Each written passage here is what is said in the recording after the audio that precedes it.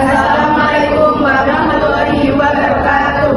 Jadi di sini kami dari kelompok 4 akan menyimulasikan kegiatan belajar mengajar menggunakan teori konstruktivistik dengan metode pendekatan sosial kooperatif learning dalam lingkup kelas 11. Jadi perkenalkan, saya Madai Mulasi di Sadana dengan NIM 250-404-300038. Saya Aisyah Silva Oktafirani dengan NIM 25004-300021. Saya dengan NIM 43 dengan NIM 250-404-319.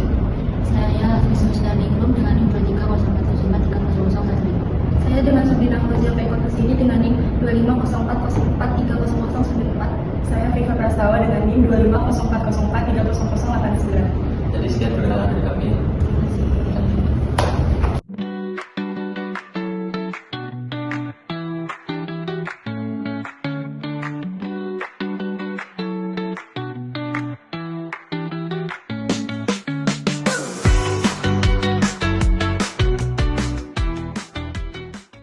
Selamat pagi anak-anak. Pagi Pak. Jadi hari ini kita akan belajar mengenai permasalahan sosial dalam masyarakat. Tapi belajarnya beda ya. Jadi kalian akan dibagi menjadi 2 kelompok. Nah, tiap kelompok itu akan meneliti dan mempresentasikan hasilnya. Dan untuk hasilnya antara bisa ada PPT maupun makalah. Jadi kalian mengerti? Pak, izin bertanya, kalau NIM mapping boleh tidak? Boleh. Wah, seru banget Pak, berarti kayak penelitian mini gitu ya? Ya, betul sekali Bina. Nah, sekarang langsung Bapak bagi kelompoknya. Bapak baginya sesuai bangku aja. Kelompok 1 ada Aisyah, Ansmi, dan Rina. Nah, jadi kalian akan bahas tentang ketidakadilan sosial. Nah, kelompok 2 ada Gita dan B. Kalian bahas tentang intoleransi dalam masyarakat. Ya, Pak? Baik Pak. Baik Pak, jadi kita mulai cari penyebab ledakannya ya? Nah, betul sekali. Nah, kalian itu mulai dari menceritakan dulu langkah-langkahnya. Nanti akan dipresentasikan di depan kelas dan tentu saja nanti akan dapat reward kok.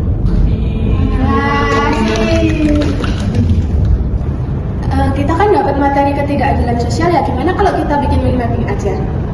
Ya, ayo. Terus ketidakadilan sosial itu contohnya kayak ketidaksetaraan upah antara laki-laki dan perempuan, itu masuk nggak sih? Iya, dan juga ketimpangan ekonomi, kayak banyaknya pekerja yang gajinya nggak sesuai beban kerja. Kita juga bisa ambil dari berita dan juga pengalaman sehari-hari. Ayo kita mulai buat ini. Iya, Fai, menurut kamu kita bikin hasilnya itu PPT atau PowerPoint? Kalau menurut aku gampangan mind mapping sih gitu. Boleh deh. Berarti menurut kamu tuh intoleransi itu kenapa masih sering terjadi sih, Fai? Mungkin karena kurangnya komunikasi sih gitu. Kadang-kadang kan orang kan menilai tanpa memulai perbedaan.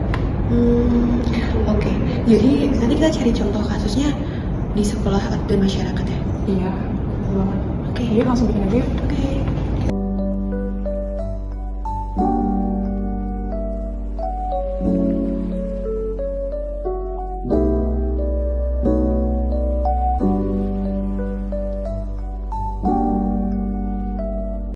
Baik anak-anak, waktunya habis. Sekarang kita masuk ke sesi presentasi. Dimulai dari kelompok 1, silakan. Baik Pak.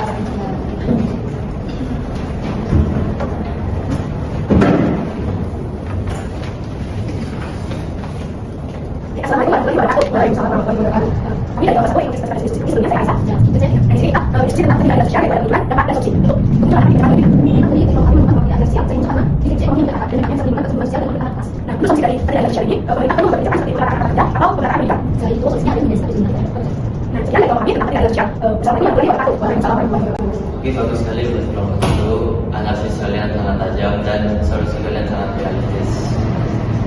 Beri aplaus untuk kelompok 1. Assalamualaikum warahmatullahi wabarakatuh. Waalaikumsalam warahmatullahi wabarakatuh. Kami bukan di sini. Ini sudah kita saya persepsi. Di sini katakan kalau kita kita dapat dari sosial komunikasi. Nah, dari kami akan komunikasi di masyarakat. Akan dari mana sudah banyak komunikasi dan sama dengan masyarakat. Lalu dari salah satu baca dari luar dia dari dari dari mana kok. Di mana juga bisa satu dapat komunikasi. Saya minta juga dengan konsep sosial. Kita ada sosial komunikasi dan ada gimana kalau kita menjaga sosial. Lalu kita kita lagi dari lagi kita lupa kita sama sekali di sana ya. Kalau dari sana buat bisa komunikasi yang terkait masalah sosial dari sini. Sekian dari kami. Wassalamualaikum warahmatullahi wabarakatuh. Oke, baik sekali untuk kelompok 2. Jadi kita sudah bisa mengaitkan masalah sosial dengan nilai sosial yang dilakukan. Nah, anak-anak, dari pelajaran kita hari ini, apa yang bisa kalian pelajari? Saya Pak, Oke. Nah, dari pembelajaran hari ini saya jadi sadar bahwa permasalahan sosial itu saling berkaitan Pak. Jadi kayak ketidakadilan itu juga bisa memicu intoleransi. Saya juga belajar kalau menyelesaikan masalah sosial nggak cukup pakai emosi, tapi dengan lewat penelitian dan data juga Pak. Nah, Pak, dari kerjasama ternyata bisa bikin kita lebih paham dan terbuka sama pendapat orang lain. Oke, bagusan ya. Kalian semua sudah dapat menunjukkan kerjasama dan pemikiran yang kritis. Nah, hari ini Bapak akan berikan reward kepada kelompok 2 karena menjadi kelompok karena datanya sangat akurat dan komunikatif. Namun kelompok 1 jangan berkecil hati. Kalian juga dapat mendapatkan poin karena keaktifan dan komunikasi yang kuat. Wah, makasih Pak, kita semua menang dong. Ya, kalian semua menang karena kalian sudah belajar berpikir kritis dan kerjasama dengan baik. Ingat, permasalahan sosial bisa diselesaikan kalau kita peduli dan mau mencari solusi bersama. Dan pelajaran hari ini, terima kasih.